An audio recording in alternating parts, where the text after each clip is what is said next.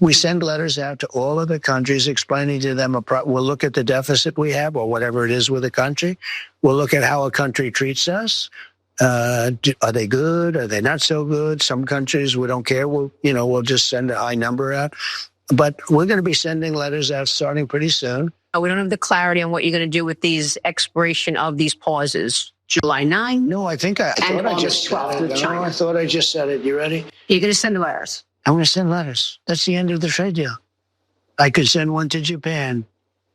Dear Mr. Japan, here's the story. You're going to pay a 25% tariff.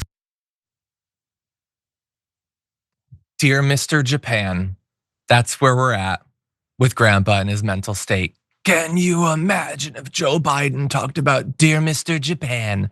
But I don't want to get too distracted by his brain slowly turning into risotto. No, the issue here is that Trump promised 100 deals in 100 days. And now he's saying, I'm just gonna send some letters. I got bupkis, I got nothing. Snake eyes, a couple of goose eggs, that's what I got. Nobody would deal with me because I don't know what I'm doing. And it was never realistic anyway that you would get those deals. So now I'm just gonna send letters. And a lot of you are probably wondering, like some of you from outside the United States, you're probably thinking like, wait, what does that even mean that you're gonna send a letter? So he's saying, I'm gonna send a letter to Mr. Japan that you've got a 25% tariff. And I'm gonna send a letter to Mr. Portugal and you got a 50% tariff. And you're probably thinking, so what's the difference between that and his stupid whiteboard that had the numbers written on it? Again, based off of a belief that the trade deficit has something to do with what tariffs should be.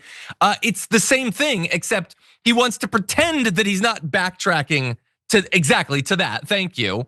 It's the same thing.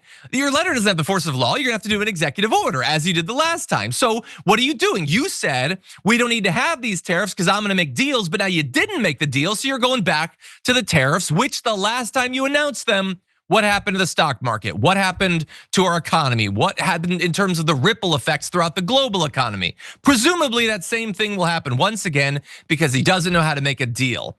Or more likely, nothing that he just said in that video with Maria Bartiromo was actually gonna happen because it turns out he said he was gonna send tariff letters to Mr. Japan and all that twice before. On May 16th and June 11th, he said they would be coming out in 2 to 3 weeks. And they didn't happen 2 to 3 weeks after May 16th, and they didn't happen 2 to 3 weeks after June 11th. So I don't know why I would believe that they're gonna happen 2 to 3 weeks after this. He's just talking and he either doesn't know or doesn't care what he's actually saying. But the economy is a real thing. You need an actual responsible steward of it who isn't a dumb donkey. And unfortunately, that's what we've got. So whether you want to call this stupidity or taco or whatever, it's chaos. JR, what do you think? Chaos, stupidity, and taco. Hey, it's actually the direction I was going. Imagine Donald Trump's like, dear Mr. Russia, I'm sorry for offending you so many times. Actually, I didn't even put you up on the tariffs, but can you please, can you stop maybe destroying the world and maybe allowing me to just kiss your ass constantly? This guy's writing letters. What era is this guy from? He's talking about writing letters. He wrote out a letter and sent it to Mr. Japan so Mr. Japan can do what he tells him to do. By the way, Scott Bessent, you were talking about how they're gonna go back to those original numbers from April 2nd.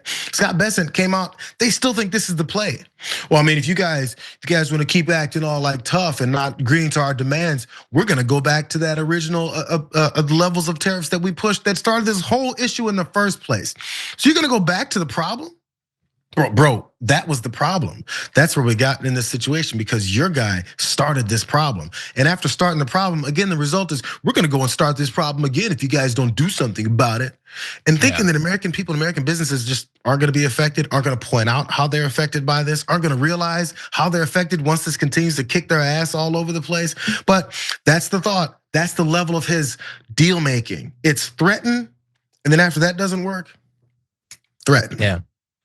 Yeah, look, an ultimatum like this was not a great strategy the first time you used it, but now you've done it and backed off so many times. Why would anyone take you seriously, you idiot? And I shouldn't have to ask a question like this of a guy who supposedly wrote a book on deal making. This is not intimidating anyone, you moron. But anyway, we can say it's in honor of him once again being a chicken. We have the chicken emoji. I said I was gonna make it. I actually made it. It's available on YouTube. So go look for that. It's a lot of fun.